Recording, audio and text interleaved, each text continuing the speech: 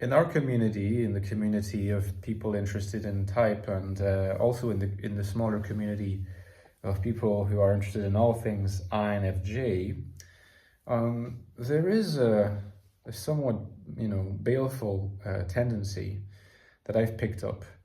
And it's the tendency to think that NITI looping, although on the surface, everybody kind of agrees that this is a sign of mental lack of health, right? Now, it doesn't have to be a sign of extremely deteriorated health. If it's a little bit of looping, this is something that we can work on. Maybe this is something that we all go through at various stages of our lives, depending on if we're feeling anxiety, stress, concern of any sort. But the problem is when people lose sight of the fact that NITI looping is, in typological terms, is kind of a little bit pathological when it's chronic, not pathological when it's occasional and episodic, because again, we all go through that, me included, of course. But when it's chronic, it's pathological. And the problem is that a lot of people seem to think that NITI looping is cool. They seem to think that this is something that should be sought rather than something that should be addressed. And that's a serious issue. About the why these people tend to idealize NITI looping or call themselves NITI INFJs, which is basically equivalent to the same thing.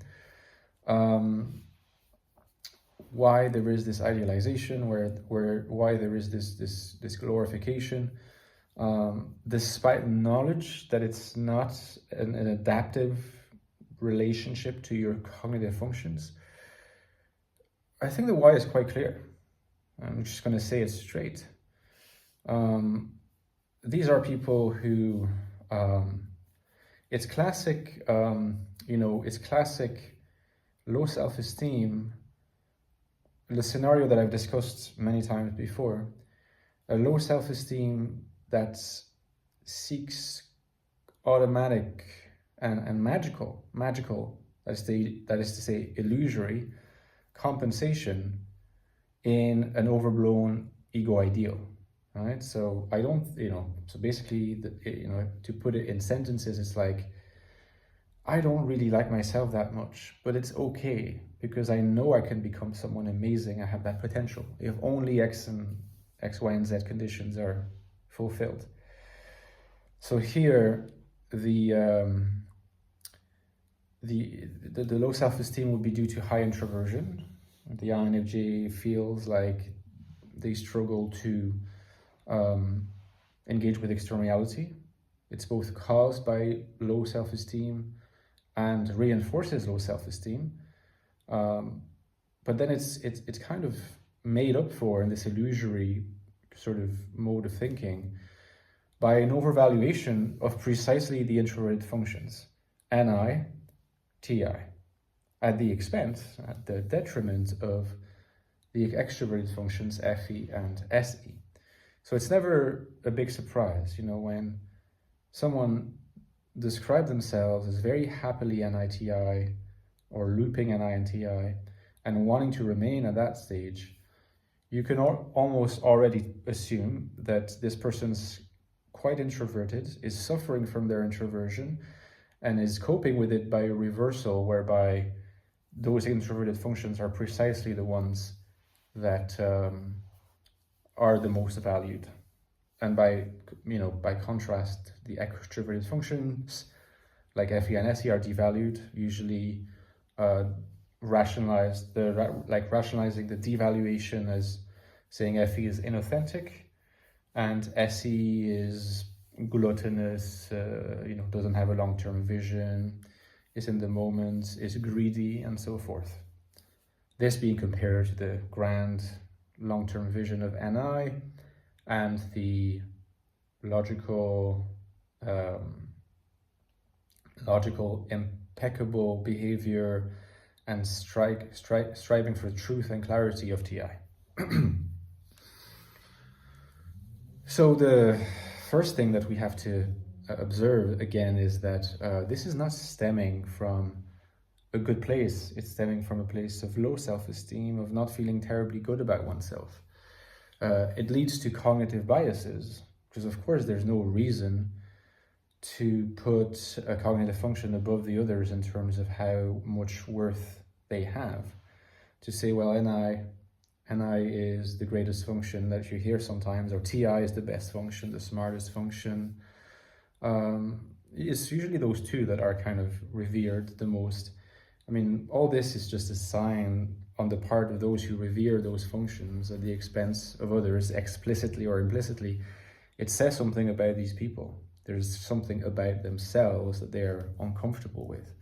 And particularly this glorification of looping is a problem, because you reinforce alienation.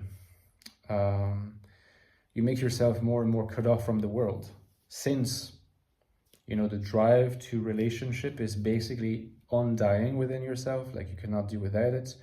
Your system is actually going to get more and more deprived and more frustrated, which will in turn, by compensation, is going to reinforce the ego ideal of the lonely and lonesome long-range vision type thinker who's misunderstood and doesn't need society because he or she is misunderstood. It's mostly men. So there's something toxic about this idea.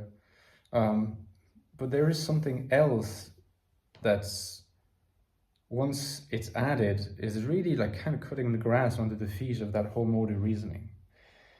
Because someone could come forward and say, well, I agree with everything you've said, and yet I've chosen to value originality, I've chosen to value vision, thinking, this is my sacrifice. I know I'm not going to be happy, but I have this commitment to truth, I have this commitment to a long-term vision, I have this dislike of the superficiality of other people, so I'll continue looping NI and TI, even if it means that parts of my life are less than joyous as a result.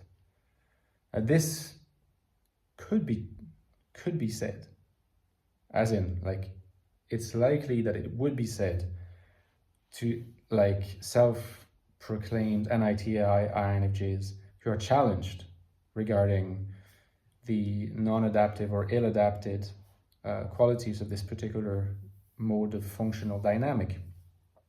And yet, even that argument doesn't hold. But I'll tell you about that, more about that in tomorrow's video. Okay, don't forget, I've written 2 books on the INFJ, guys. The Ecstatic Soul being my first one, and a new look at the INFJ personality, the deepest investigation of the type that you will find online, full stop. Check the book if you're interested. The links are all in the description box. The latest one is called the Infinite Soul, which takes the INFJ mind and throws it into the world, and is a guide to finding truth, value, meaning, and purpose as an INFJ in today's world.